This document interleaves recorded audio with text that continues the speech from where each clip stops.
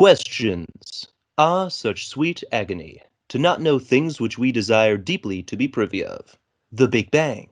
What happens after you die? Extraterrestrial life. All these questions and more will not in any way be answered here. But I got another guest, and we're going to have a conversation about them and life and what have you. So welcome, mystery guest. Thank you for having me. Absolutely, yeah. But yeah, so your face will not be seen, just so you know that. So it's like it is So recording I you because can I don't know and rub my nipples. the whole time, and no one will know. Okay. Yeah. But okay, so my last guest was my first new guest in this post-apocalyptic world we live in Canada. You are reoccurring, but the last podcast I had you on was extremely short. It was half an hour, so it was half the usual time of a podcast. Yeah. So now that I got you on for, I think, at least an hour, it's completely up to you, but we're going to do a deep dive Into what? Who knows? Ang Lee's entire discography of films.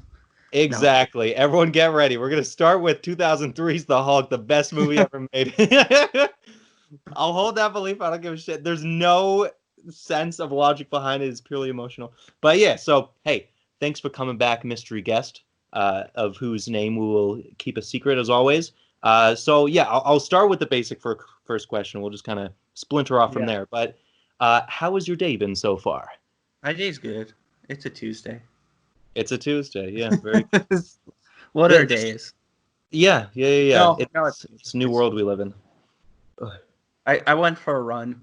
I did work. I had coffee. Nice. Okay, so you did it all. Yeah. Nothing has changed except for the actual physical contact of another human. Yeah, pretty much. Okay, very good. But yeah, okay, so I guess like another obnoxious question that I'm sure has been asked to 100 million people on 100 million podcasts, but what has your life changed even at all after the quarantine has been set? No. It hasn't. It hasn't. I'm a recluse, right? So I'm there's a sense of I've trained my whole life to be alone like this and be what's it called? Secluded. But like I work from home now.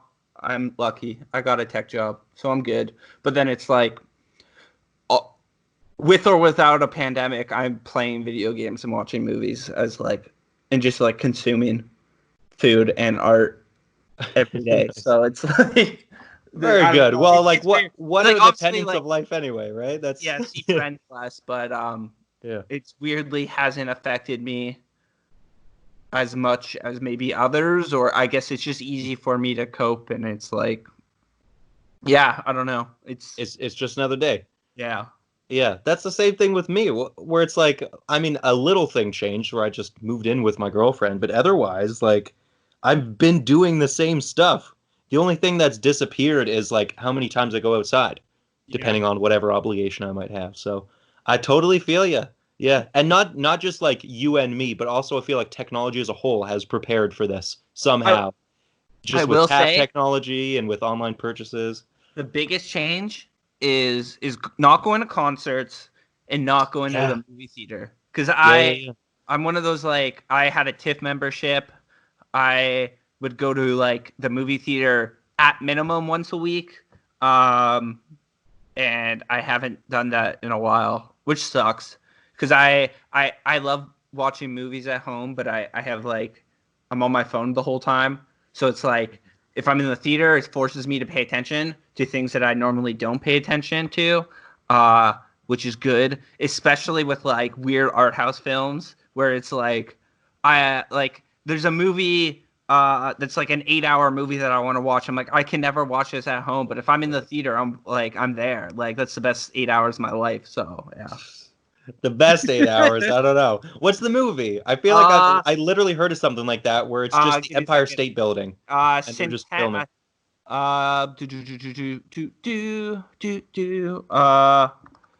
It is a non-English name, which is why I am blanking on it. It is by our friend Bella Tarr. It is Satan Tango. Satan's Tango. Oh, okay. The translation of Satan Tango, one word, is Satan Tango, two words in English. So yeah, Oh, nice. it's a There we go. Hungarian film. I saw he did a movie called Turn Horse, which I saw at TIFF, which was like 3 hours, and that was like one of the most challenging films I've ever seen. Like it is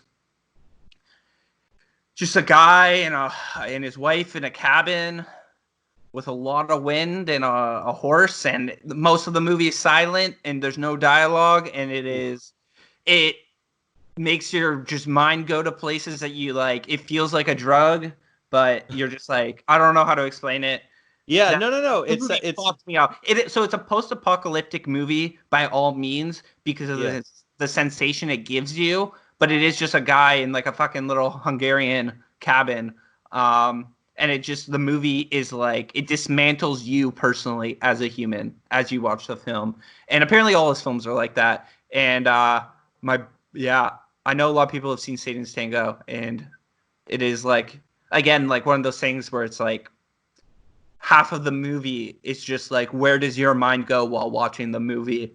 And so it's like, you don't have to pay, like Turn Horse, like you don't have to be gripped every second of it, but it's like you kind of just accept your mind wandering as you watch the film, and that's like a part of the experience. I don't know. So I don't. like I a meditative piece. I was gonna say it's like we've all heard of now I'm blanking on that name. It's not sensation deprivation, but you know those tanks that you go in that has salt water, so you just float and you have no sensations. There's no sound or sight or touch. It's like that, but it's a not a sensation deprivation, but it's just a sensation film. Like it's just meditative. Like it's meant for you to have whatever subjective experience you have while watching sensations on a screen, I guess. The Turn Horse it was probably one of the first films I saw like that, which is probably why it has stuck with me so much. Yeah. But yeah, that's a good one. Yeah. Well, it's weird. I've never seen any of those except for one, but it wasn't nearly as long. I think it was only 2 hours, called Visitors. And it was a semi-art house, semi-documentary piece where it's just human faces in slow motion reacting to things in black and white. And that's it. There's some nature shots, but otherwise it's just shots of people's faces reacting. And it's like at the midway point, you have that break of just like, literally, what am I doing right now? What is this? Why am I watching this? And then you get back into it, and it's ends with a bang, I guess. But isn't that just like my favorite part of 2001 is the 25-minute montage of colors at the end.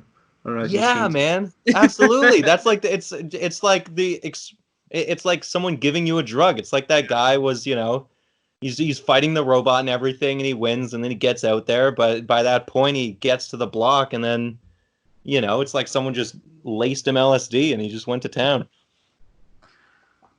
But yeah. What are you gonna do? I mean, that's art. But anyway, okay. So you plan on watching this stuff, but obviously society has collapsed. It's coming back though. I believe at the end of this week, Phase 3 is Phase 3 beginning. Yeah, the cogs are turning. So I don't know if that includes theaters. I haven't read the whole what they're doing, but the TIFF festival they just announced their plans, and like they're doing online experience, they're doing movie drive-in experience, and they're doing in theater experiences where like 3 people are going to be in the theaters. Nice. Yeah. The director and the 2 stars. Yeah. The vibe I got was that it's going to be mostly press. I highly doubt that the public is going to be allowed in the theaters. But that's like the stuff I don't know how to feel about. It's like, as much as I want to go to a movie, I'm not going to, I don't know. Not yet. I can live without it. I can live without it. I went to TIFF last year, and it was like the best experience of my life. So it's like, it would be nice to do that again. Yeah, absolutely. But yeah, so to segue however one can when talking about art and film, another form of art, I would say, is conspiracy theories. It can be extremely entertaining diving down certain rabbit holes, because like everybody knows now about how there's been a group of flat earthers that have reemerged from the 13th century for some reason or another. And it's extremely entertaining because the amount of work they put into trying to make that theory work is just, It's great because it's the most obvious one that doesn't work, right? Yeah. It's like the moon landing being fake. That one can be argued because it's like, oh, of course the government lies. So what if they fabricated footage? And then there's that, like, Bush did 9/11. It's like there are certain conspiracy theories where there's plausible deniability, but then with the flat Earth, it's like you literally just go in a plane that goes anywhere above 10,000 feet and you're good. You start to see the curvature. So it's weird. Have you ever met someone though who has been in a plane? Hey, if same with, have you ever actually seen a bird up close? Yeah. They're all just, they're all surveillance cameras by the government. I don't know who these people are In that planes, you yeah. interact with that are in planes. Yeah. Yeah. But okay, so pre-podcast, you were talking about a book. I don't know if it was a book or what was it? It's okay. It is a book. Yeah. I will say this. Okay. So this book is called Chaos.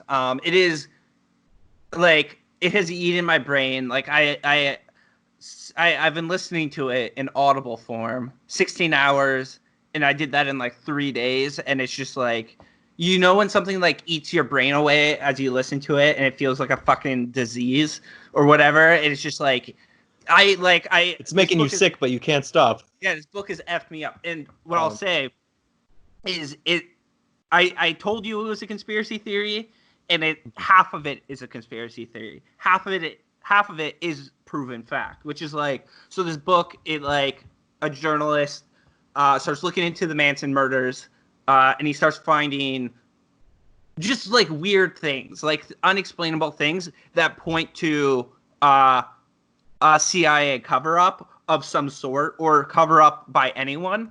So the first half kind of analyzes all these facts as he's uncovering it, and then the second half he goes, okay, so like if we accept that the LAPD and the CIA did all this shit to cover up, not that the Manson murders didn't happen, but the motives behind the Manson murders. Like, I don't know do you know a lot about Manson? Well, yeah, I guess I'll pretend to be the audience that is uneducated and say what the 101 of the Manson murders that I know of is Charles Manson was a very, if not attractive man, his personality was very attractive. He was very good with his words. He was kind of like a car salesman of a person, and he brought together a small cult of just wandering youngsters off the streets of LA and Hollywood, and he developed a hippie commune, and they were all doing LSD, and there was just like an era of the 60s that didn't seem too uncommon at the time, but then he started getting violent, and then that's what separated him from normal hippies, is that he collected all these fun-loving people, but then I don't know if he trained them to be Satanists or something, but clearly he was just a psychopath who wanted other people to be like him, and so he created a small murder cult. Yeah, so let me get the guy's name correctly. The book, the book kind of starts with like understanding that the lead, I guess, prosecutor, who charged Manson and his family is this guy like Vincent Bugliosi. What a good name! Nice, yeah, what a last name. Ooga booga. And after the murders, he wrote a book called Helter Skelter, which became I don't know if it still is at the time. It's one of the highest selling true crime books ever written. Like, this guy became a fucking millionaire because of this book, and it's because he goes through the case in depth of how he charged Manson, and the motives behind Manson's and why he murdered Sharon Tate, and that's also like the narrative that he pushed in court to get him arrested or charged. And like the basis of that is like this Helter Skelter shit of like the Beatles. Helter Skelter has like in behind scene like subtle messages in the music about like a race war, essentially. Like of like Charles Manson has like, he hated the Black Panthers. He believed like the Black Panthers were trying to kill him. And Vince Bugliosi in this book really pushes the fact of like there was like a hippie race war going on that Charles Manson was doing, and he was able to do it via like a lot of acid. And then if you like look at society at the end of the 60s when all this stuff went down, that was a huge turning point in like subculture or like the zeitgeist, in where people were like, oh, hippies, you know, they do acid, and acid makes you a murdering freak. Like Right. acid's the problem, right? It helped to demonize the Yeah, drug. it helped to demonize all hippies, and it really destroyed the 60s culture. Mm-hmm. So that's kind of like, if you take that, and then this book starts to looks into all these things, cover-ups in relation to pushing that narrative, then the author kind of asks, like, okay, so like, why would you do this? Like, why would you cover this stuff up if clearly Manson did do these murders, and like that stuff is indisputable, that his like people killed people, or his family killed people. And then that's when the book goes into the crazy conspiracy theories of like, he finds a bunch of hard evidence, and then he asks the question, okay, so why wasn't this shit hidden and stored away? And then, so I don't know which topic you want to go on here. The crazy side, right? Yeah, the crazy side, absolutely. People can research the regular stuff, but you know. Well, the crazy side, it goes into like MK Ultra, and like, so okay, so the book named Chaos comes from like, another fact of the world is like the CIA ran a program called like the Chaos Program, which was a division that their goal was to not necessarily infiltrate, but keep tabs and what's the correct word here? Monitor fringe hippie or fringe left winged groups in the 60s, right? Okay. Yeah. So this is a program in terms of monitoring Black Panthers, the hippie movements, the Berkeley student movement, which is like anti-war hippie stuff, like any sort of left-wing progressive movement of the 60s. And like, I think New York Times, don't quote me on that, leaked out that this project existed. But basically, like around that time, like the CIA did a lot in terms of infiltrating these groups and like ruining them on a conscious level, right? Like left wings come out, and then the government goes, we got to fuck these people up. We got to make the public hate them. Obviously, that happened with like the war on drugs at the time, and like it's we were talking about that earlier too, right? Kind of briefly. It's like the governments need to separate groups and make them hate each other, and to so it goes into that, and then he starts asking like, okay, like, could it be that like Manson was a part of that group? Like, could it be that Manson was an operative of the CIA? Okay, maybe not an operative, but maybe the CIA didn't arrest him earlier. Like, there's pretty good evidence to say that like they knew that he was violent and that he was a harm to others, and he was on parole. And one of the things he finds is constantly, even while he was on parole, he would get arrested for things such as like attempted rape or attempted murder, and the parole and the office would just let him go scot-free, and they wouldn't put him back in jail, even though he broke his parole countless times over. So then it's like, okay, so like, why would you do that? So then it's like, maybe the CIA, you know, wanted to, like, they saw a vilified hippie and they were like, let's keep him on the streets because it helps push our narrative, which is probably very true. I don't know. Well, that's and you brought up at the beginning of that the project MK Ultra, and I don't know if I had mentioned that on this podcast, but I know a little bit about that because I was doing some research into it for my second book. So I'm an operative. It still exists. No. Yeah, but it's weird because it's like what you're saying. It's like I've heard of it in bits and pieces. How the CIA, like, there's a conspiracy that they were the ones who introduced crack to the black community in the 80s. Like the CIA, as far as being chaos bringers, has sort of always been like simmering on the surface of events that have happened in American history. And whenever you usually think of governments introducing chaos, you think of like Russia, because they've been known for manipulating, like, there's only one news source, and so they control the narrative of anything in the country, so that way the people can't even educate themselves. And so even though that's happening in America, it's not as bad. But for those who don't know, Project MK Ultra was a project that was in noted existence for 20 years exactly, from like 1953 to 1973. And in its 20 years, it experimented with quote unquote mind control, and it was basically by using drugs to as like a terror interrogation rather than torture interrogation, and it was about seeing how you could make someone mentally break.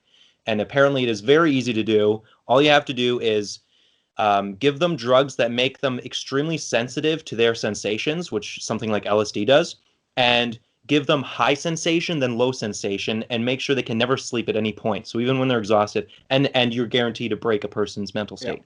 It's very fucked up, and the research they did is like similar to what Nazis were doing. Like it's insane to think about, but it's like, and they were doing it to unsuspecting victims. They were doing it to people in brothels. They were doing it to people in hospitals. Like there was a former Nazi scientist who moved to Montreal in Canada, and Project MK Ultra worked with them to send in students that were depressed in universities in Montreal, sent them to this individual who would psychologically break them, basically give them a lobotomy without actually surgically doing it.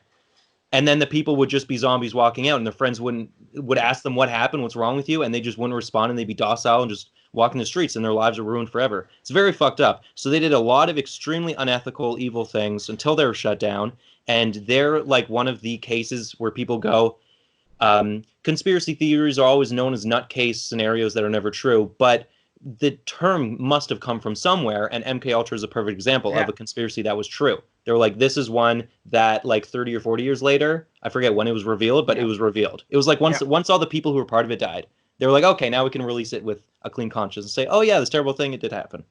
So with the Chaos Project or program, when it was shut down, every record had to be shredded and destroyed, apparently. So no evidence of the research and what they actually did ever surfaced. And at that time, it was like the head of the CIA stated that he actually asked to look into the project like years and years later, and he was not given clearance to do it because like these secret services, they have so much like compartmentalized groups within them, right? Like the CIA has their own, that like they build out these the credentials in these like pockets where it's like even the people at the top don't know what's happening because a group of people will just go rogue in their little corner and just be like a bunch of unhinged maniacs. But I was going to say, so one of the things is with MK Ultra too, it's like one of the things they brought up in court is that Manson would use these brainwashing techniques on these people in the family. Like that's what like the argument to get him arrested was, because Manson never did the Sharon Tate murders, right? It was his people, but they wanted to charge him and make him compliant in those murders, and their argument was that he actually was trained in the ways of using LSD to brainwash these people he kept them on LSD like 24/7, which is true. And then did all this fucked up shit to them to brainwash them. And then it's like, but Manson was uneducated. He spent like his entire life in juvie hall. And then you kind of just ask the question of like, okay, how did he learn these techniques? And they're like, oh, well, I guess he must have practiced. CIA level, like fucking the highest tier of research, that's crazy. But the other thing is his parole officer for a very long time, while being his parole officer, was running federal research on the usage of LSD within hippie communities and the violence that they would do. So it's like the parole officer claims it's just a coincidence that while researching that, his parolee was this like the prime example of like how drugs can cause violent tendencies within people. But it's like that seems like a very weird coincidence, combined with the fact that that parole officer constantly let him off the hook every time he was arrested, and would like try to give Manson free reign to like go to Mexico to like the speed capital of Mexico, like all this like shit that's just like, it seems impossible to deny or to find a different example for why it happened. Like it was a coincidence. It's like, how could that be a coincidence? That's a direct man of authority constantly letting him off. The thing that I grapple with is like I part of me wants to like believe everything, and then I also ask myself, can this just be explained by these people being fucking idiots? And like a lot of the time, like I read the cases of this parole officer and all the stuff he did, and it's like he either has ulterior motives or he was the worst employee in the world. And it's like, you want to believe that a federal agent or a federal employee would not be the most incompetent person in the world. But like, why would you believe that? You know, like, Yeah, yeah. it's It like, well, it's the same as I guess the Epstein suicide. You oh, you know, don't it's even, like that. yeah.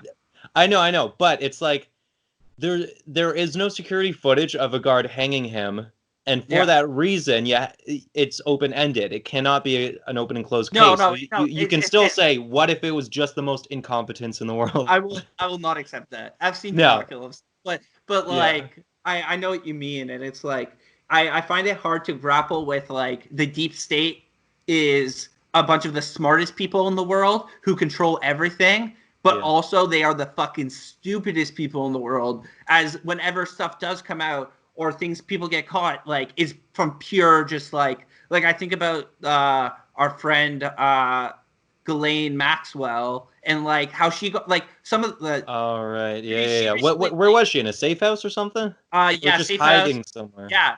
And she got caught because she used a pseudonym from Pretty Little Liars. And the real estate agent was like, "Why is this book character renting this house?" Yeah, yeah, yeah. Or so Yeah, the they guy's like, claim. hey, I know that person. Yeah. Or so she claims. And then she also was seen like she would wrap her phone in tinfoil because she thought that it would stop the CIA from tracking her. And I just like, how stupid are you that you are apparently like one of the deep state, like, oh, yeah. Yeah, it is weird. Yeah, that's another case against the moon landing being fake. They say either everyone was the most secretive person ever, like not one person just felt like leaking it, and like Yeah. these people are still alive today. It was the 60s that they went to the moon, so it's Yeah. like it's not like they're all dead now. It's like no one still has come out saying that it's fake. And it's like no, because like people are more stupid than they are smart. It's very unfortunate, but it's true. The majority of the population, including people in the highest branches of government, you know, Yeah. like a lot of them just get there because of social reasons, you know, or they just match the bar, right? They're just good enough. There's countless examples of that. I mean, most smart people are like lone wolves. It's like Yeah. hard to be a genius and be a team player and be part of like this giant evil genius, you know, organization. Yeah. So it's weird. It's a weird one. But as far as the CIA doing chaos shit goes, that is believable because I feel like most people who are smart also have disdain for most other people because they Yeah. see them as being so much dumber. So they'd be the type of cynical person to do something like create chaos Yeah. and just be a nihilist, be a Joker character. And like, yeah, it is. It's fucked. And the thing I think why I'm fascinated with the subject right now is also like there's so many parallels to right now because you read Yeah. why the CIA and the government hated hippies and tried to defame them, and the verbiage that they would use is the exact same verbiage that they are using currently to describe Black Lives Matter protests or like any sort of like leftist movement right now, where it is like, Yeah. oh, there are a bunch of terrorists in the street and they're like criminal, like it's all the same, like since the beginning of time. Any sort of leftist movement, the government has to paint them as these like the worst people ever, as these criminal organizations. They also then like, you like, I don't know how Well, crazy. it is a weird thing where it's like because I like obviously it's not the beginning of time because we were No, once just Neanderthals, but like beginning of when capitalist society in America. I don't know, North yeah, or America. no, Yeah, just governments in general, right? It's like as yeah, soon as democracy became a thing, the powerful were like, okay, give power to all the people, but not really. It's like yeah, we still gotta control it and not let people actually be equal. And yeah, and it is weird that most countries, obviously, many countries are different as far as the economy goes. There's a lot of first world countries, third world countries, and building up countries, but like it is a weird pattern that most countries are conservative and it's all just like guys that want to be dictators and like it's so easy to corrupt the government and it's like why yeah. is it that that's the case, why they're like way less liberal or Well, leftist okay, so rulers like than I'm not conservative rulers. too smart on this subject, but Yeah. like right now specifically, we're seeing an insane alt right um insurgency around the world, right? Like even Germany, they're investigating right now that like one of the highest levels of the military has currently been infiltrated by Nazis, like a Oh subgroup of the. shit. And so it's like even in Germany, where like people used it as like a place of like they destroyed Nazis correctly, or in terms of like in their day to day modern society of like. They feel bad You about what know, they did, and they're like the most they humble feel the shame society. of it. They Yeah, don't yeah. allow Nazis in the streets. Even they are having neo-Nazi problems. And I think like the way I see it is like it's obvious. Okay, obviously the world's fucked, right? Corruption, a massive What are you level gonna of wealth inequality, do? and you have liberals who have quote unquote been the what's it called, the spokesmen Mm. for these people for most of their lives, but people are starting to realize that most like left oriented political parties around the world have done nothing for the average worker. They don't really care about the workers because most Mhm. liberals care a lot about capitalism. So it's like there's a great sense of our government has betrayed us, and the people who claim to have always spoken for us clearly have never spoken for us. And then you have the right, who, while obviously are a bunch of fucking grifters, are at least coming in and saying like they're harnessing the anger of the people, even though it's through all propaganda and like fascist like bullshit. But they Yeah. are attempting to harness that anger. And what you have then are the liberals who are not harnessing that anger, and they're saying, why can't we go back to the way things were? And like they refuse to kind of harness the anger of the working day people, which is why like they're like outside of like obviously like Bernie Sanders, like who has ever tried to like stir up the working people from the left side, right? So you just have Yeah, like yeah. people are just not capitalizing on the anger of the average person. Yeah, because the people who claim to be left are like they don't want change. They want to like they want to stay in power. They don't Yeah. want like Well, the average person to be better. yeah, They want isn't that isn't middle. that the main talking point of Joe Biden is let's keep things the same or something? It's literally like let's just calm down here and let's Yeah. just make sure everything just simmers down and stays where it is. Let's just pause. Yeah. Well, yeah, that's I only heard this recently and I'd always known the word, but I'd never known what it meant. But like I've heard of neoliberalism and I just assumed that meant new liberalism. But is neoliberalism not just pure capitalism? It's just a different word for nothing but pure capitalism. So like it's all about financial gain in whatever means. Yeah. So it's like how, but isn't that divorced of what classic or basic liberalism is, which is supposed to be the working class, the general like well-being or Well, equality or something? I think I again not my it's a topic, but Yeah, my usage of it, it tends to be like if you look at your average liberal in America, at least it's like these are people who do not care about like they aren't liberals, they aren't they're people who upper care. class. Yeah, they like sorry, Hillary Clinton just wants to like keep capitalism. Joe Biden wants to keep Mm. capitalism. These are people who don't actually represent nor care to represent the average person, but they have, I think, through I don't want to say propaganda, but that like they outwardly tell you they care about those things, but have never proven Mm. to do so, right? Yeah. Yeah. Well, yeah, I mean that's one of the bigger differences between America and Canada is we at least have a social system, which, easiest example is our healthcare, right? I mean, ours is way better than theirs because theirs almost doesn't exist. The Yeah. healthcare is entirely in the private sector. It's not even owned by the government. Hospitals are independent, which is so weird because I never even knew that until all this COVID stuff started happening and you started hearing about the disparages of America versus Canadian hospitals and everything. And Yeah. like, it's Well, like insane. It's so weird. everything's for profit, right?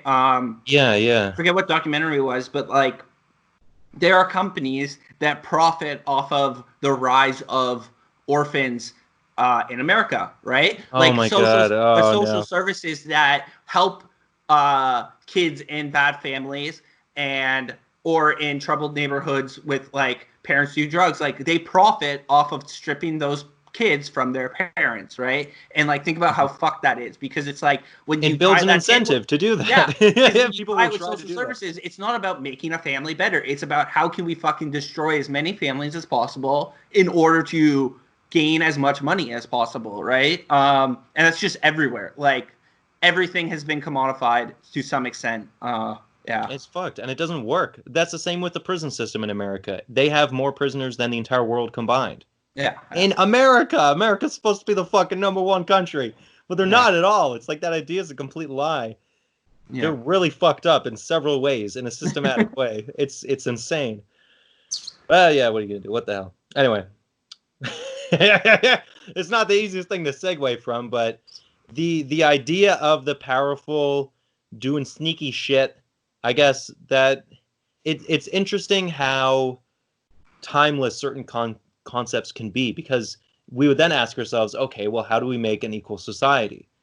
And it's like, well, fucking, I don't know. You try doing the opposite, right? And it's like, America's all about capitalism, Russia's all about communism, and same with China, and like they're no good. So Well, how do we get to a place where good ideas are good strategically or practically? yeah. So my idea is socialism or communism would work practically if no humans were in power. If it was aliens or robots, because humans are corruptible and then they become dictators. So it's like the idea only works in theory because of humans. So if we had some other thing that was in power, then it would work. To be fair though, like, and correct me if I'm wrong, but I don't think there has been a country that's ever been like communist that's not ran under dictatorship, which is usually where modern day examples fall apart of like socialist countries, which is like they're ran by like violent dictators, and like isn't the whole point of communism it's like ran by the people, which has never really happened. There's never been a country where like the people are actually the majority and the power holders. Yeah, so it's just one of those things, we can have as many ideas as we want, but it has to work practically. Yeah, what are you gonna do? The other thing, I don't know if you have a topic, but the other thing I've been looking into, or just I find weird, is like that the Russia. Let's talk about Russia. But just like I was learning a lot about. Let me get the time frame correct here. Holy. Where are we looking? Is this the Cold War? Is this no? The birth of Russia versus USSR? I won't get the exact year right. No. This is mid-20. Yeah, okay, so 1950s, mid-20th century. So in Hollywood, there was a whole thing where, how do I explain this? There was a blacklist in Hollywood where it came out where the government was pushing the idea that every writers were all communist spies, right? Yeah, so, I think I vaguely heard of that existing at a time. And Hollywood became this environment where other actors were snitching on other actors because they were like, oh, this actor's a communist, you gotta fucking arrest him. And it created a blacklist. And that partially came out of the fact that, back then writers and Hollywood wasn't unionized, but then once Hollywood started to unionize, people were like, "Oh shit, this ain't good." Communists, and then that's what the government did, and people were like legitimately arrested for pushing Russian spies back then because they had like leftist views on like unionization. And it's weird. It's what I find fascinating, and why I bring it up is that Russia is used as a way to besmirch people on the left and people on the right. Like if you look at modern day people, if the right wingers, if like a bunch of people are saying racist shit on Twitter, it's you're like, oh, Russian bots, right? Not that many people are actually racist. It's all Russian bots. And then, but then if it's like if someone on the left has a left value, it's like, oh, Russians. And it's like I find it very weird that Russia is commonly used as the enemy on all fronts, and it's just like I don't know. That's my thought of the day. Yeah, it's your hot piece. Well, actually, and that reminds me of something. But it's one of those things where it's like I gotta stress to the audience, you gotta do your own research. Like don't use me as the example, don't quote me or anything. But I am fairly certain that a reliable source in the American government was able to uncover that the 2016 election was influenced, and this is something where it's like general knowledge that like everybody feels or kind of knows that the 2016 election was influenced by the Russian government or just by Russian operatives Yeah.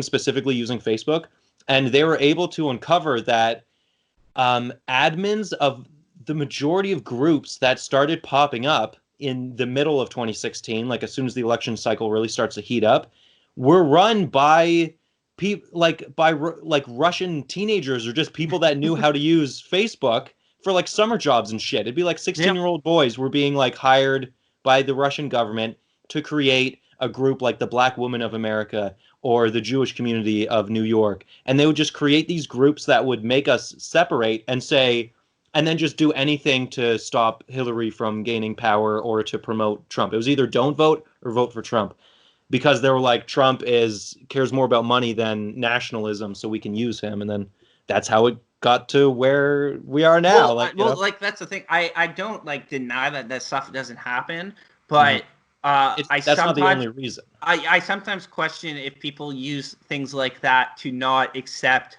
the reality of the Americans. world. You know, like yeah. Like obviously, yeah, there's probably some meddling, but also there are a ton of racists in America who love Trump and hate immigrants, right? Like that is a true fact, but people refuse to accept that. So then they'll just live under this reality that it has to be some foreign power that screws stuff up because our country's great. Actually, there's another. It's both ways. It's yeah. Because it's never a flat out no, that's not right. It's like there always has to be some truth to something. Like there must be a reason why any kind of crazy theory would exist, like an explanation for it. So the Russian people creating specific groups in Facebook was just to help what was already happening, which is a general rhetoric of not trusting truth or facts or whatever, right? And the approval rating for Trump, it was like half of the country loved him, and all the insane like rapist, racist shit that he was saying, and like I feel like as soon as the group simmered down, once he won, and then people are still like, oh, every time he's an idiot, they go, oh, fuck people who hate Trump. But his approval rating, I'm pretty sure, has dropped to like now it's only like 30% or something. It's like Scientology. It's dwindled down as soon as it wasn't controversial anymore. A lot of people stopped giving a shit, and like they're not feeding into the hate or feeding into the power. So it's not that, like, obviously there is a huge problem in America. America's had and that's the weird thing. It's like Canada also has a problem, but it's just by comparison, we're so not as bad as America as far as like systemic issues go.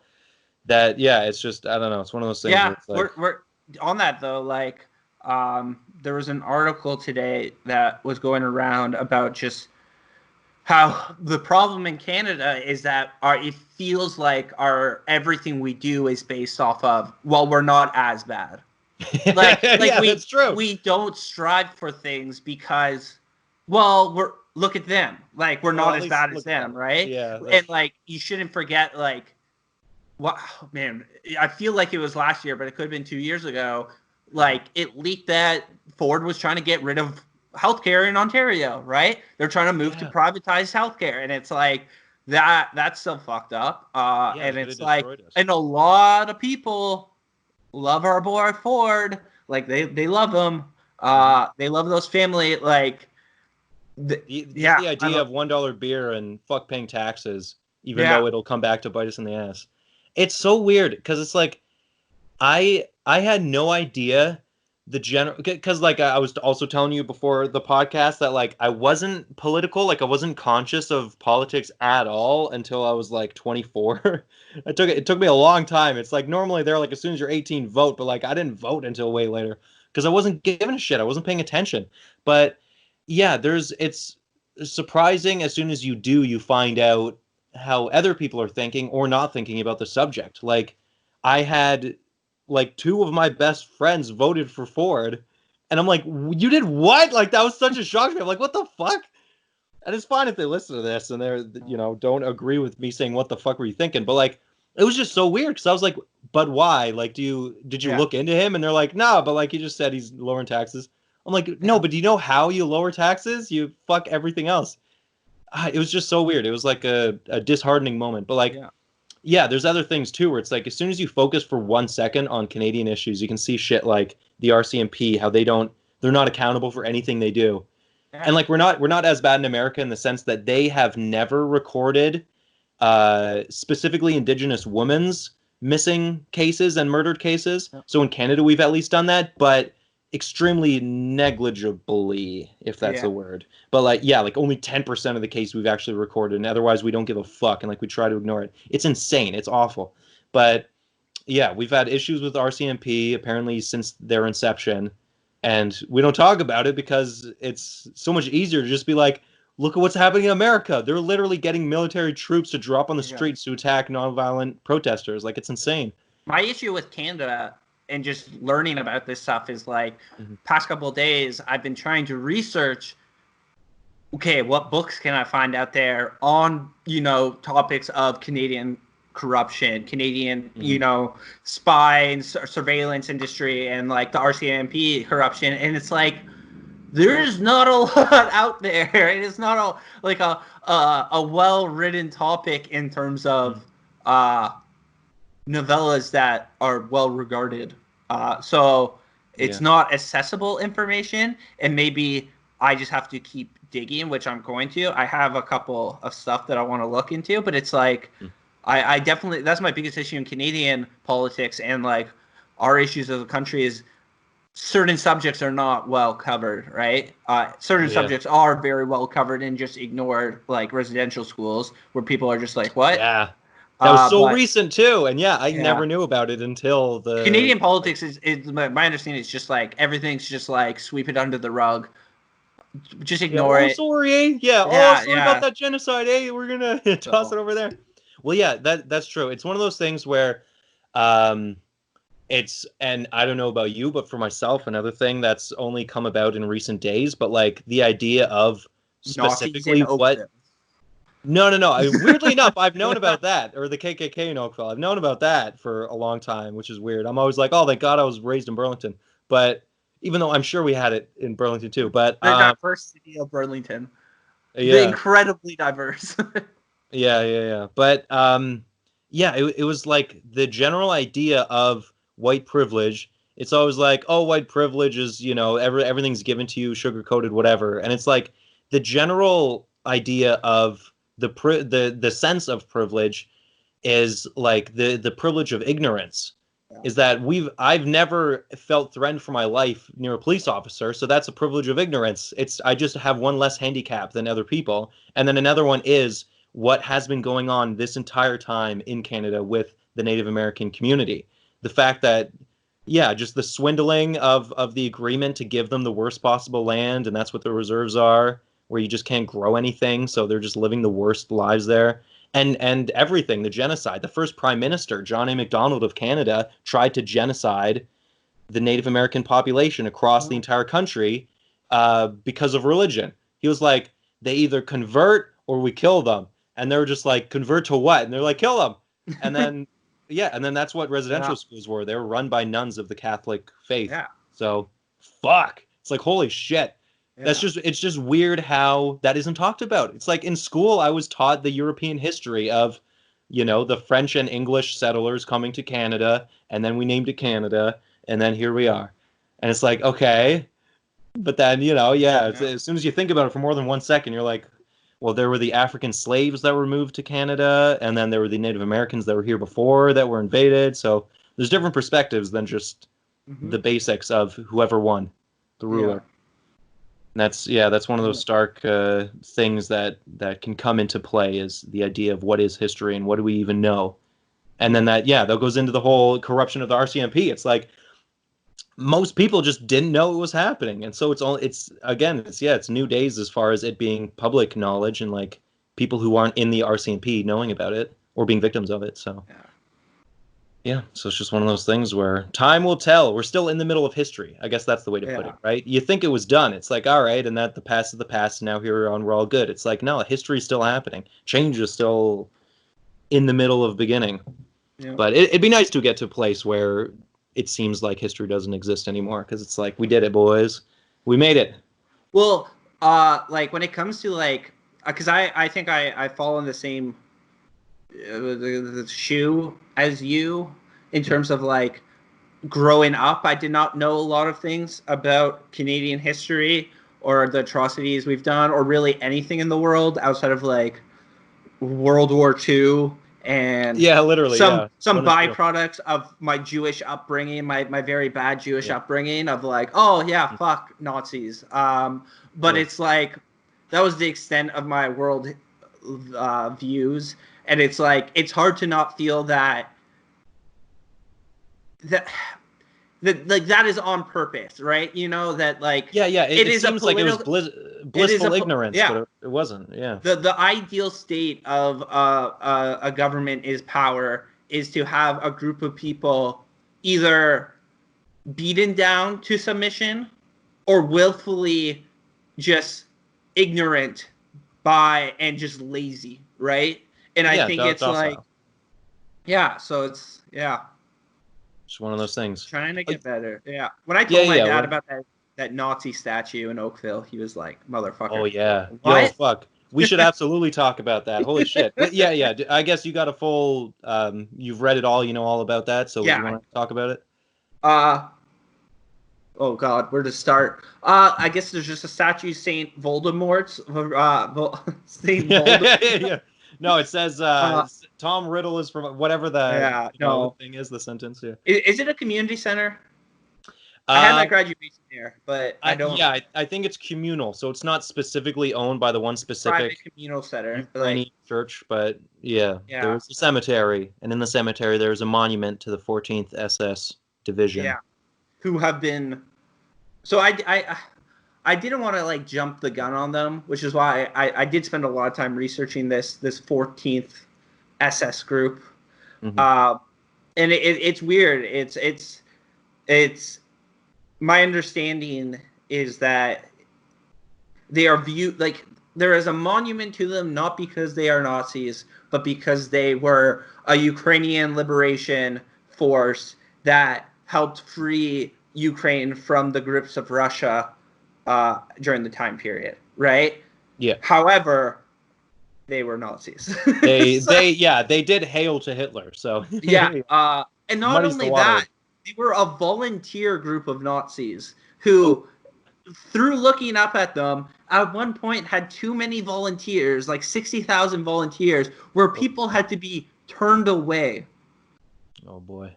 And it's weird, but it's like, I guess it's not that I have sympathy, but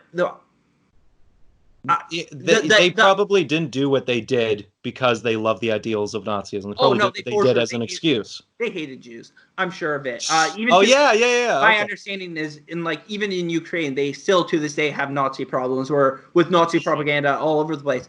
But I think the difference, I think it comes from a place of historical rewriting, where I think your average person day to day probably do not view these leaders as Nazis, but as a liberation force.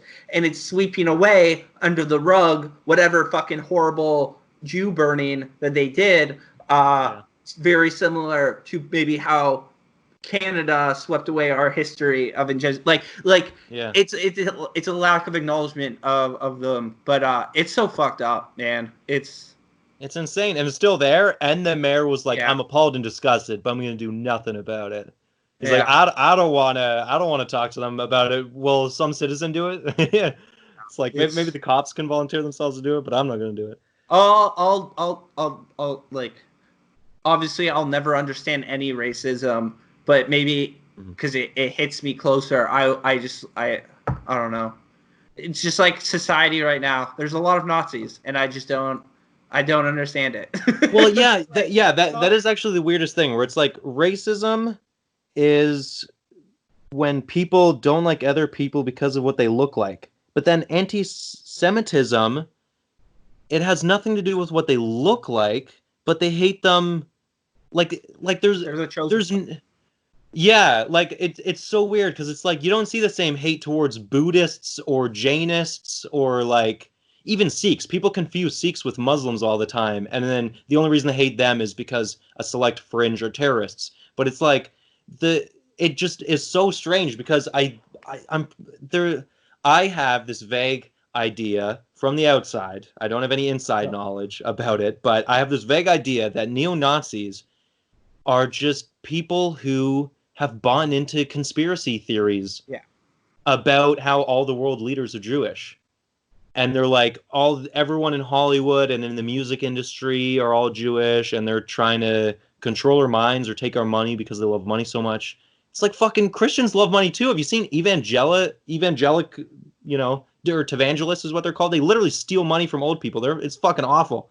It's like, not that you should discriminate against Christians for being terrible money grubbers, but like it's that idea of like groupthink is just so insane because it's never that's another thing where I've never been able to understand it. I've been talking to a lot of friends about this where it's like the whites hate the Jews because they're fucking different. They view Jews as like people of color. Yeah. And people of color, they have a run rampant with a lot of anti-Semitism because Jews are white passing, right? So it's this they are a very easy scapegoat to unite a lot of people under, because a lot of people can unite under, like, oh, let's put aside our differences and we could all just hate the Jews together. And it doesn't help that Jews, a lot of them are fucking racist, and Israel is really? like the shit. Well, like the problem, like Israel, right? Israel's whole thing is like, if you say anything anti-Israel, you hate Jews. You're anti-Semite, which isn't true, right? You could be critical of the Israeli government and still want to free Palestine, and still like it's. There was a very good thread I saw about it in terms of it's a circle of hate, and it's probably on my mind just because there has been a lot of like NFL and NBA players coming out and giving their whole Black Israelite view of like. It's just insane, but it's like there are communities that have done a lot of damage to each other over the years, and it's a circle of hate where I don't know, it just it's the snake that eats its own tail. It's like any group, like because it's a weird thing to think about, because it's like as far as groupthink or like targeting hate towards any groups, it seems counterintuitive to this idea. But if there is a majority group, like because this is what I had been doing recently with things that I've produced that will be coming out, where it's like I have been doing a bit of punching up, which I guess is normal for Twitter. They love doing that, or perceived punching up. But it's like if one specific group is part of the vast population of a place and they have the vast amount of power in politics, then it would make more sense for people to punch up and to try to equalize, to fight against that group, if only to equalize, not fight violently, but fight against the ideas, than it would be for, like what you're saying, if there's marginalized groups, like the Black community has a way smaller population in Canada and America, and same with the Jewish community. Like all of these other specific groups or communities are marginalized. Like they're not the people who are holding the most seats in office, or the vast population that'll keep voting for people who think like them. Like that's the biggest thing in America. You will never win presidency unless you're a Christian. And that just patently makes things unfair and makes it insane to think that you have to have a specific belief system to be in a place of power. It's like, but that's got to change. We got to do something about that. Like, holy shit. The thing is, like, it is fact that, a lot of Hollywood is owned by Jews. A lot of Jews own a lot of wealth.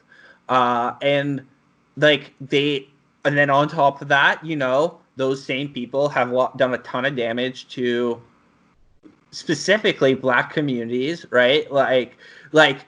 But it's anecdotal because they're not the community. Like, I don't know. Well, it's the difference between the correlation and causation. It's like damage was done through that, but that doesn't mean it was the Jewish community. It just means specific people who were hired and put as higher ups because they were also Jewish and that are doing this. As an extension of that, I have not read the book. I have bought the book, so I bought this book that examines, okay, like, why do Jews own Hollywood? or why do people say that Jews own Hollywood?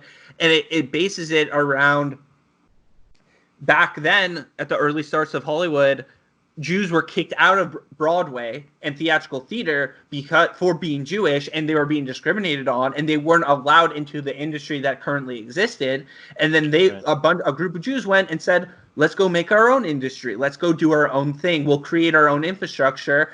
And then that spawned into Hollywood, and a lot of these Jews who were kicked out of Broadway industry then went on to become the biggest people in Hollywood. So it's like, okay, yeah, maybe Jews own Hollywood.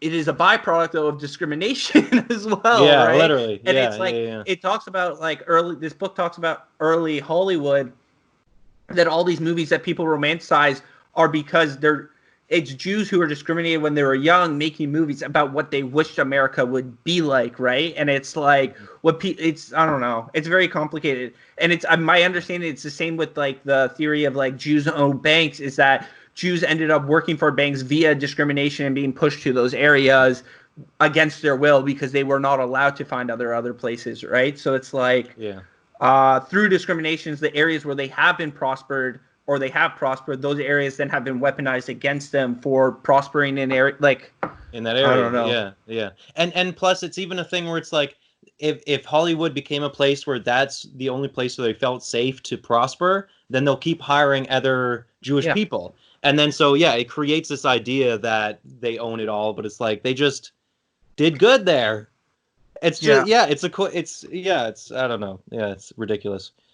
And especially because sorry, no, I'll let you say it first. No, I was gonna say, talking about the woke versus whatever racist fucking video, that trash video. Yeah. One of the talking points in it was like the woke person being like, "Oh, I'm gonna create a comedy club that only minorities can be in," and that was like used as an attack. Like, that's a bad opinion to have. That like you should have. And I was like, in my head, I was like, "What fucking like." Of course, like that is a good thing. Like when the current infrastructure does not allow marginalized groups within them, they should go and create their own, industries and support each other and build that up, because it's like how's I just don't understand how that's a bad opinion. Like I just don't. I watched that video and I was like, what?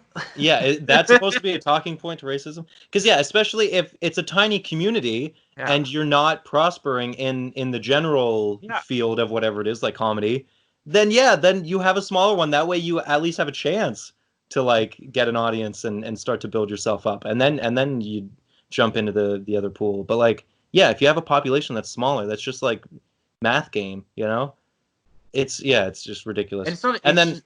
Support your community, right? That's all it is. It's like support and put money into your own community and help each other prosper. Like if the infrastructure that exists does not support you, why should you contribute to said infrastructure? I don't know. Yeah. And another thing too that they don't talk about at any point, but it's like as far as I know, the only semi-violent group that exists in the left is Antifa, and that's only that's not a group. Okay. But yeah, it's like the only videos that you'll see people being violent about, being on any kind of left-handed side, even if they aren't actually being left, it has always been named as Antifa. And it's like when you look at the entire history of America and or Canada, and it's like racism by white people against the minority population has always been violent. Like they're never nice about it, right? The nice racism is the rich liberals, That's like the joke that Get Out tells, basically, right? If I could vote for Obama a third time, I would, and that's just to make myself look good. But secretly, it's like I'm stealing black bodies, and it's like, so how can you possibly equate a nonviolent group to a violent group? That always seems, seems like that defeats whatever point they were trying to make in the skit. Yeah. Not that I'm anti-comedy or anything, but I'm, just saying, making notes, I do. I personally think comedy should be banned, but that's whole shebang. Yeah. Yeah, fuck it. What are you gonna do? I just think most people aren't funny, so just get out of here. Stop wasting my space. Yeah. That's life. What are you gonna do? Same thing goes with art, It's like, how do you stop people from doing what they want to do? They just keep doing it and they go from there. I do. So talking about that art is Yeah, Joker. When Joker came out, this is my self-reflection yeah. of when Joker came out. I saw it. I hated it. Hmm. I thought it was trash. I think I thought it was incel porn and was like, I Yeah. definitely, I think, bought into the narrative that the film was going to incite something. And Oh then yeah, when you it did. didn't incite anything, Hmm. I saw more out like I don't know the point of this, why I brought this up, but just Just that the idea of how groups think, I guess, right? I well, mean, I you think can get sucked into something. going into it, I was very critical for a very narrow-minded reason, and I think I truly believe that that movie should not exist. And when it didn't do the things that I thought it was going to do, I I didn't know how to feel because it's like I'm Hmm. why like people seem genuinely disappointed that people didn't like die because of that movie. Yeah. And then I started to question, was the movie as dangerous as I thought it was? And I in retrospect, I don't think it is. Um, Yeah. and then I questioned where I can apply that to other art in terms of because when that movie came out, the narrative was definitely this movie should not have been made. It is a dangerous piece of art, Yeah. and uh, in retrospect, it's like that seems insane to me because that movie did nothing, and it's just it came and it went, and no one thinks about that movie ever again. But it was treated like it was I don't know. Yeah. Yeah, yeah, yeah. Well, no, that's a good point. Yeah, it was basically like the bomb scare for our generation. Yeah. Everyone's screaming that the clock's so close to fucking midnight, we're all gonna die. But they were saying that before it happened, and then so when nothing happened, then When I yeah, saw that then it movie, caused a I'm disappointment. not kidding. I was Yeah. patted down for guns. Oh shit. Yeah. And that was because I saw it the debut in North America at TIFF, and Yeah. Yeah. it was like fucking cops were walking up and down the aisles during the movie. Like this goddamn Wow. superhero film was going to fucking incite people on that level. It Yeah. was weird, man. No, well, plus also, I feel like And it's then I not. watched Taxi Driver, and that movie is much more dangerous. But Well, yeah, I mean, talk about incel porn. Jesus yeah, Christ. Guy brings the girl on her first date to a porn, and he's like, "What's wrong? Where are you going?" The fuck all woman. yeah, No, but yeah, yeah, I don't know. It's just one of those things. I feel like if it is a danger, which again, art is subjective, so the art isn't dangerous. It just could potentially cause dangerous ideas in another person, depending on them. But you can never vet a piece of art for that. It's the person. But it'll be something in retrospect. Like it'll be the person who's watched this film every single day for 3 years and then shoots up a school or something, right? yeah. And then he'll say, "My inspiration was Joker, because fuck yeah." So yeah, at the time it didn't do anything, but it hasn't But been then out it's that like long. on the flip side, what is it? Is it Rise of a Nation? Is that the film? Is this the film I'm talking about? Yes, Birth of a yeah. Nation. Birth of a Like, Nation, is yeah. can't you like equate the birth of the nation to like the entire rise of the modern KKK? Like the Yeah. birth of the nation is the first like media that ever had the hoods that created the notion of like the KKK hoods, from my understanding. Afterwards, there was a spike in rise of KKK that we're still feeling today. So it's like, Mm. in retrospect, that movie is one of like the worst things to ever happen, right? Like in Yeah. terms of, but it's like, and that movie should not have been made because we're still to this day feeling the lasting effects of it in our culture, and it's like I don't know, Well, art's yeah, weird. that's like the concept of like what ideas are too dangerous that like once you let it out of Pandora's box it can't go back in. And Yeah, that's definitely a prime example. And I feel like the only thing that I can remember is 2005's V for Vendetta caused not a super surge in the general population, but it created Anonymous, did it not? The hacker I'm group not sure. that No. that later they at least wore the Guy Yeah, Fawkes mask. They were inspired by the film in that sense, and the film in general is saying, like truth to power, but do it in a way where you're kind of a terrorist. Yeah, so they're hacker terrorists. So at least it's well, not as like bad. some of the most like inciting films are all people who misinterpreted the source material. Hmm. Fuck, man, what movie was Well, it? the Dark Knight Rises, the guy Well, shot up the place.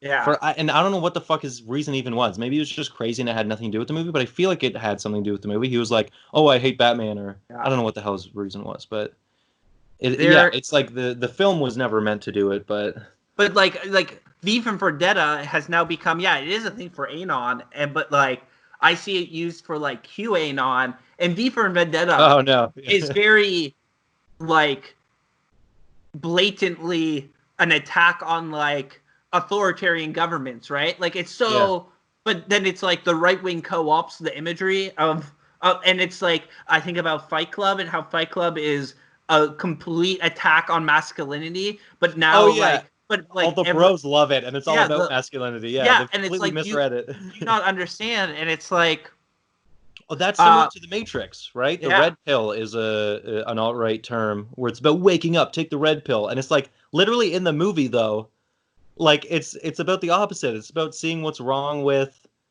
the idea of, like being a complacent to the idea of being in a dream, and then they're just like, I'm taking the red pill and swallowing this narrative that like isn't true about other communities. there's It's a weird. It's there's a film called The Wild Bunch, which I saw I think this year. It's from the Mhm. 60s, like 69. And at Nice. the time, it was the most violent, I think, the most violent film ever made.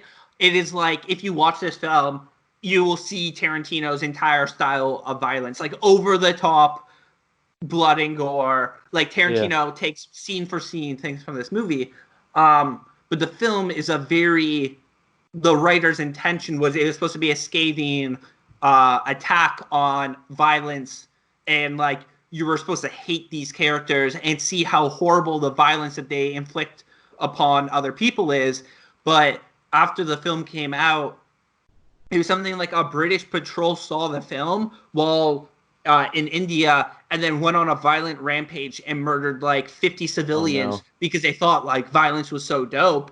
And it's Yeah. like the writer after that was like, I can never write violent movies ever again because the audience is too fucking stupid to understand a metaphor. Like I tried to do a metaphor and people just took it the complete opposite way, and now I have to live with the fact that like people died because they were incited by my work.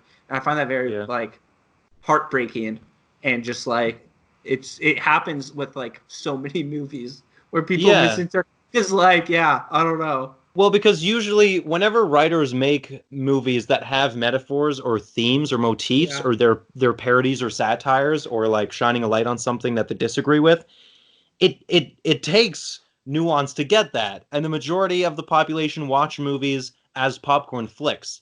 They never turn their brain on. They never expect to for it to be something that's a thinking piece unless it literally is. yeah. Like unless it's upfront a thinking piece. If it's not, then they'll just take what they'll take the basic message without actually looking beneath. So it's weird in that regard. But yeah, I don't know. What are you gonna do? Art, it's a crazy thing. People can misinterpret anything. And Oh, I want to make my stance clear. I still do not like Joker. I just don't think it's yeah, like yeah. You don't. still Yeah, hate it's the not movie. dangerous. Yeah, It's a bad movie because it has a bad script. But I do think it's it, harmless. it wasn't as, I don't know. I don't think it was like peddling incel like motives to the people in order to incite the downfall of like the liberal left. Yeah, it wasn't good enough. It wasn't written good enough to do that. Because it's literally, yeah, it's just like he doesn't get proper health care. He can't talk to anybody. I feel like the incel aspect didn't even come up that much. He just pretended to have a girlfriend. And then Yeah. after a bunch of bros agreed that Taxi fuck the Driver rich. is much worse. Taxi Yeah, Driver is insane. I saw that movie for the first time this year, and like, yeah, don't get me wrong, Joker is like a 1-to-1 remake of Taxi Driver.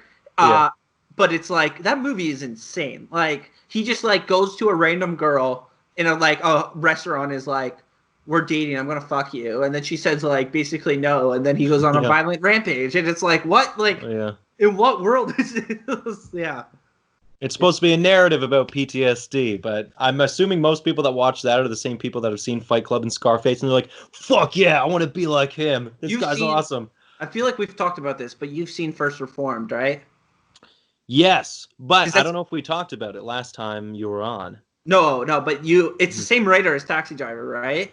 And Oh, I apparently, didn't know that. yeah. So yeah, First Reform is actually him. My understanding is that it was him being like, "Oh, I want to go through the themes of Taxi Driver and do it in a better light. But he he was tweeting the other day that he had dreams about Epstein, and he's like, maybe I should write a movie about Epstein. And I'm like, no, no, no, no, Whoa! no, no, no, no. Oh, dude, you're gonna get suicided. Watch out. Oh.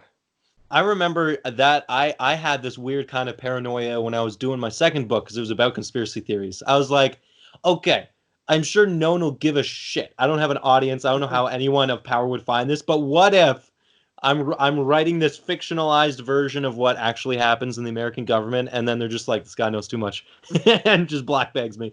Yeah. But no. I don't know. Maybe that'll still happen in my life. What do I know? But I'm just at the whim. I'm just a citizen. What can I do? It's just one of those things. And actually, yeah, that was the point I was going to say. Of all the things, of all the importance of politics and society and individual happiness and all that stuff, whenever I talk about these points, I can never get this tiny itch in the back of my head out that, like, I'm always I feel like my default state is that of like an anthropologist. I've never studied anthropology. I don't actually know all that much about deep history, you know, but it's like I just have a resting point of like in 100 years I'm not going to be here. Everyone I know is not going to, like, what's really important, you know? There's always the day-to-day stuff, and you know it's still we're always living with our feelings and stuff. So it's like we'll do stuff that makes us feel good versus feel bad and yada yada. But like, yeah, it's just interesting how far we as humanity have come, and we've come to a place where every single day it feels like something's happening. Or, you know, maybe that just happens when you grow up. You're just constantly looking for that kind of shit. But, like, we went from being Homo sapiens. Oh, and I just recently did this, so I forget. I think it was 400,000 years ago. Are you a full nihilist? No, I'm not. That's what I'm trying to say.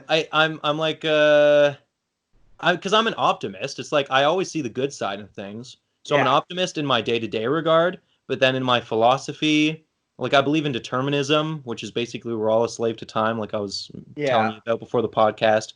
Because if the universe is in a closed system, then everything's predictable. Then atoms hitting atoms, having reactions, chaos theory means that we're basically on a track and time is just moving forward. So everything we're doing is based on the past, based on our prior experiences, our nostalgias, you know, the fact that we're going to like hide a ball behind our hand and move it to the left hand or right hand all depends on how many times we've moved it to the left or right and our preferences. And this time we'll do it the opposite. But our fact that this time we're going to do the opposite to what we normally do was always going to be what we did in that exact moment based on our entire past. So I don't feel like that makes me a nihilist, but I don't know what other word I would use as a self-identifying philosophy. But I don't know. What about you? What is your philosophy? What do you think about the world? I don't know. I used to be I used to be a full nihilist. I think I'm trying to shift myself out of that attitude, just because I think what I think like so. Most of my life, I think or not most of my life, maybe since like 18, 19, I have been a little dirty flirt with communism, I guess, or more just like being anti-capitalist.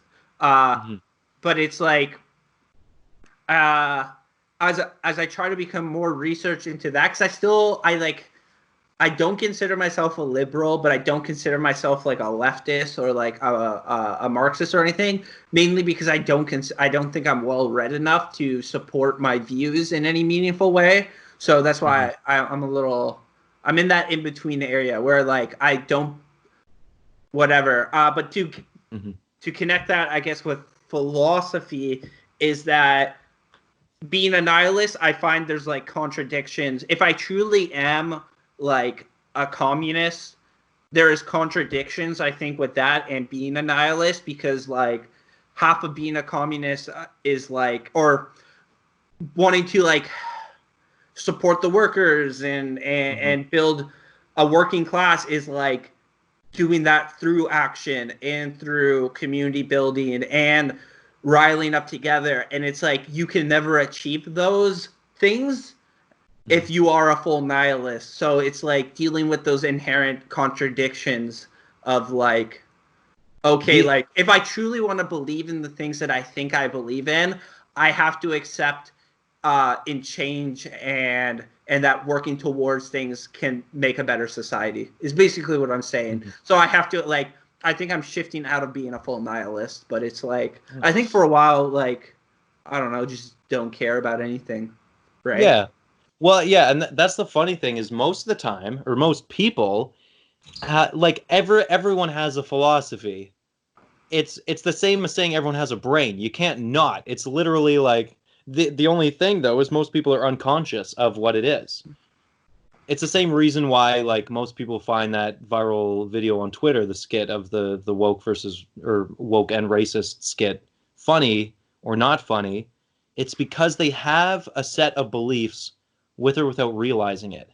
Because like our subconscious collects everything we do. It collects it all. But if it was in our frontal lobe, we would get overloaded. So it stores it in our storage and then like just feeds that to us. It's like an algorithm that our brain has created for ourselves, and it feeds us whatever our preferences are. And unless we shine a light on it and start to go through our files and then delete certain things we don't necessarily like about ourselves or believe in anymore and that kind of stuff, it'll just stay there and continue to either collect or just be the thing that our subconscious keeps pulling from. So yeah, it's one of those things where self-examination, not everybody does it, but it's got to be a good thing. I don't believe self-reflection could ever be seen as harmful. So that would be like a universal advice I would give to everybody is just look inward and see what you believe and try to challenge yourself because I mean the world's short. Or not the world's short. You're short. Your life is short. I question because I think a lot of people our age, even though people don't know who we are, you could guess our age. Yeah, we're in the 20s. We could say that just by our voices. We could tell by the heaviness of it. I think a lot of people are inherently nihilistic, but then I question if people are if it's because they actually truly like believe it or because they just like not they don't know. not that they're lazy, it's just that they don't want to do anything else, right? Like I think it's like I don't know. And I would say this: there are a good number of people that I have conversed with that are around our age that I've just had one-off conversations with. Like I've never really met them again. Just people at parties or people in work scenarios, and I've had conversations with them. And a surprising amount of people believe in destiny, and it's like there's nothing wrong with that. But I just find that interesting. I'm like a lot of people. No, well, you know, maybe half and half. I guess I believe in destiny too. Oh yeah, no. I don't think that exists. No. Oh, okay. Okay. But it's weird because it's like astrology, right? It's like new age philosophy, and it's like, well, yeah, but if you stop and think for like a second, it doesn't make sense. But it's not about thinking about it. It's just about a mode of working in the world. You go, or like managing expectations. They go, okay, well, it's shitty that happened, but it happened for a reason, and it's like, oh, okay, that's good. If it helps you sleep at night, that's good. And the weird thing is I believe in the exact same thing, except there's no intention behind it. What happened was always going to happen, but just because the previous thing happened. It's like there's no growing element to it. There's no learning element to the fact that everything is on a track. It just is what it is. We make the meaning out of it. When I forget what grade it was. I think when I was like grade 6, probably. I read the book The Secret. And I was snap, like, I was into it for like a week. And only in hindsight do I realize I was like grifted. It was a cult. You were inducted into a cult. I remember the day I read that book and walking home and being like, the door will be open. The door will be open. The door will be open. And then it wasn't. And I was like, huh, weird. But yeah. Yeah. Yeah, that's always something. It's like it's not that I find any kind of joy or catharsis in ragging on other people's beliefs that they unironically believe in, but it's just fun to find holes. It's like finding bugs in a game. Yeah. You know? I'm not a game designer or whatever the name would be for someone who would find bugs in a game before it comes out, but I just find some weird joy out of finding bugs or just gaps in logic in people's belief systems. And in movies too. I like finding plot holes in movies. But yeah, when it comes to things like The Secret, it's like, okay, a bunch of holes are anyone who believes in The Secret is claiming that starving children in Africa just don't want food enough. They just don't really want it though. And like, what happens when you don't give a shit and you go into a job interview and there's someone that you can tell clearly cares a lot about it, but then you get it just because. It's like, how does that make sense? Or just vice versa, you really want and some guy doesn't give a shit and then he gets the job. Yeah. And just everything. They and just like, don't care enough. yeah, it's just so weird. It's like there's so many gaps in the logic there, but you know, what are you gonna do? It's the same, like, even outside of The Secret, that's the exact same thing, though, that, like, companies push on, like, why they don't give certain people promotions. It's like, you just didn't care enough. It's like, no, I think you probably How the just... fuck do you know what I care about? It's like, you probably just favored the other person. It's personality based. It's so weird. Because, what's the term for that? Object transference. That's how most people who don't deserve positions in higher positions get it. That's where most people who are managers and they're idiots got the position, is because the person who hired them or put them higher up, saw their little brother in that guy's eyes, or just his smile reminded him of his dad. Managers fall upwards. I have seen the fucking stupidest people get promoted, and I just can never understand it. It's like it's because the people looked at them and said, "You remind me of my brother." Yeah. It's like that's probably how the idea of systemic racism happened. It was because of general racism, of course, but it was also because these people were like, "You remind me of my mom or my dad or my brother or my friend, and so I just like your face and I'm going to keep promoting you." That's probably even where racism starts, is people see someone that don't remind them of their mom or dad or whatever, right? Of like this young, like unconscious thing in their head. And they go, "You don't give me warm, nostalgic feelings, so I don't like you." I don't know. That's a crackpot theory. That's a conspiracy. I feel like, I think you're trying to simplify it, like, how the fuck like systematic racism exists because it's like, or at least in America, I can't speak on other countries. It's like, because most infrastructures people that exist are built on like straight racism, right? Like it is like ingrained into the existence of it. I can't talk about racism as a whole, but it comes from like, it took work. They had to think about it for a while. I think I appreciate your optimistic view, but I would say it probably comes from more humans wanting to having a need to abuse power more so than, and it pushed their will on others and finding ways to justify it, other than just like, "Oh, you don't look like my friend." Like I think it's more, "Oh, we have like a human nature to want to push the people down below us and step on them."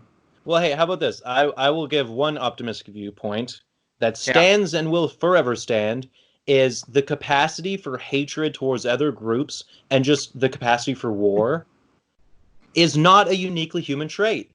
So chimpanzees perform this as well.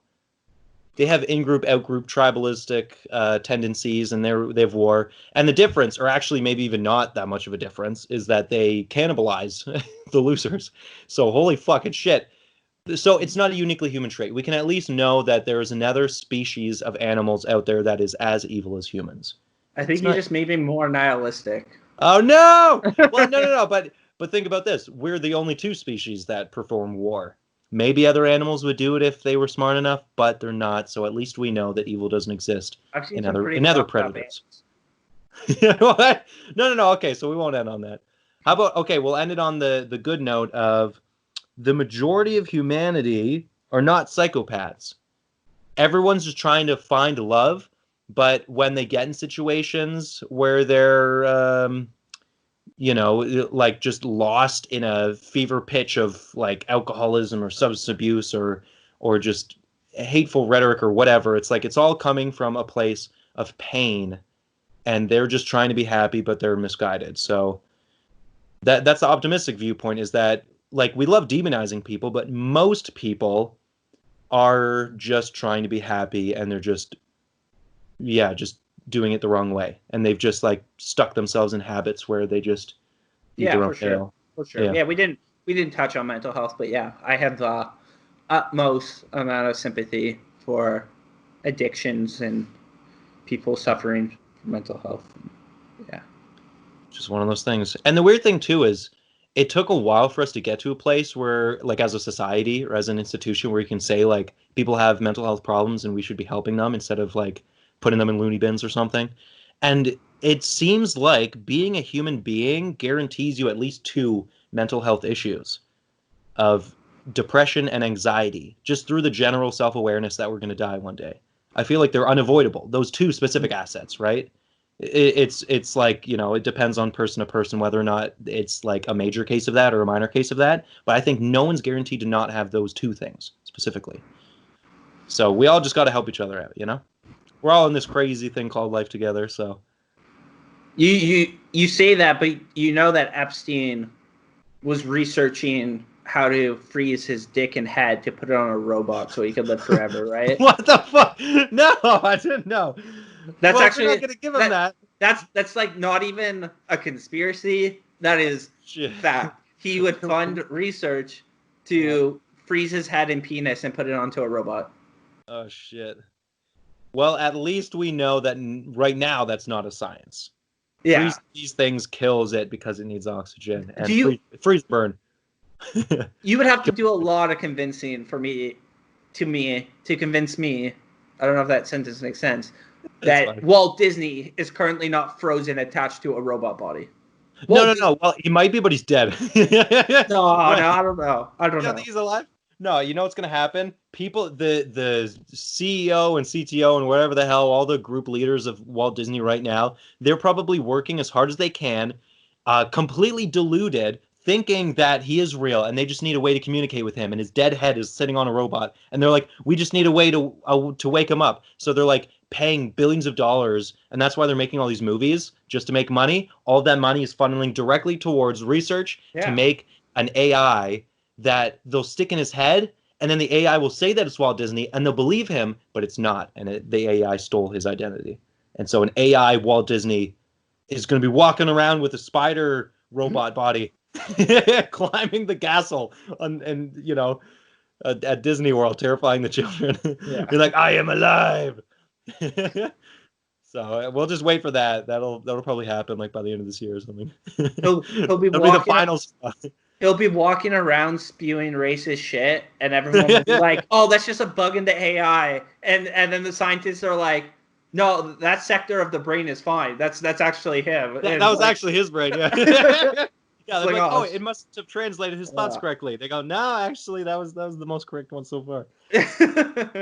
Yeah, you know how there's like been an apocalypse bingo that people have been making memes about? Yeah, I'm thinking Walt Disney on a spider robot, a giant spider robot thing, will be climbing the castle by December.